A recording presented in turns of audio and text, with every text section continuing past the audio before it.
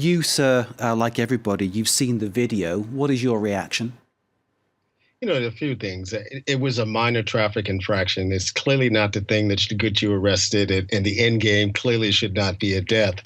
It should have been a minor transaction conversation between the police officer and Ms. Bland.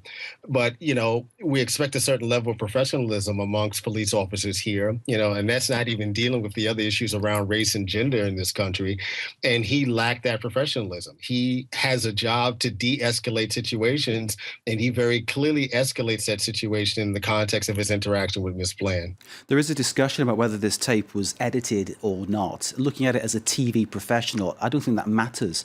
You hear clearly the officer say about threatening to light up the woman, to use the stun gun on him. You hear his tone. Did that shock you? Yes, it did.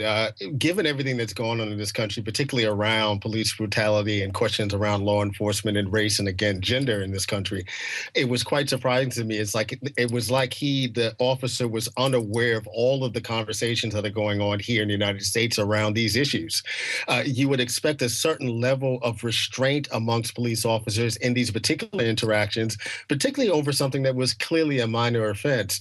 When Ms. Bland pushed back about the idea that he wanted her to put out her cigarette, she was within her right. She's smoking her cigarette in her car, and he hadn't stated a reason why she should have come outside the car. So in many ways, I think she had the right to attempt to protect herself in that particular situation. And let's not forget, she committed the big crime of forgetting to signal, which Yes. clearly is an extremely minor misdemeanor.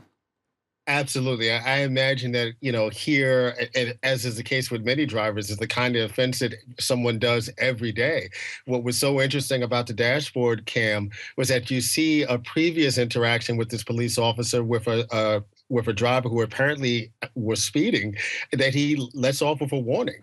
You would expect that same kind of interaction. He was Again, a white when he driver, comes wasn't he? I couldn't tell from the video, but I wouldn't have been surprised. Okay. When he goes and writes the ticket and then goes to Miss Bland a second time and he makes a remark, you seem irritated. I mean, anyone who gets pulled over for a minor traffic infraction in which you don't think that it was justified, you're going to be a little edgy. And again, given the reality of law enforcement and race, and particularly Black bodies in this country, and as a young woman who was already very much invested in the Black Lives Matter movement, so was very cognizant of these kinds of issues, there was a bit of an edge on her, and he should have had the ability as the professional to really de-escalate the situation. The policeman's behaviour, of course, will be subject to many questions. Whether the right questions will be put to the right people, of course, is a different matter. Sandra Bland was 28 years old. She was threatened, pulled from the car, restrained and handcuffed. Do you feel a white woman of similar age, similar circumstances would have been treated the same way? I'm hard pressed to think of examples where police would, in fact, interact with white women in that way. And in fact, if that was the case, it might be the kind of visibility that might allow for the country to really begin to wrap their heads around the idea of law enforcement being out of control in certain kind of ways and above accountability. Again, so much of the focus on this case will be on Miss Bland's tone afterwards, the interactions that are off screen.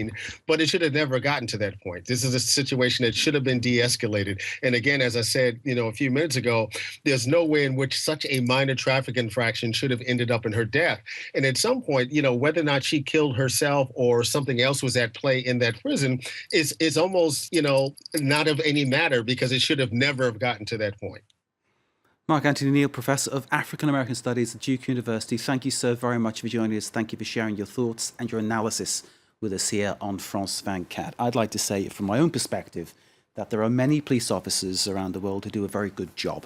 That is a fact. And then there are some that don't. And of course, the truth of this matter will eventually come out.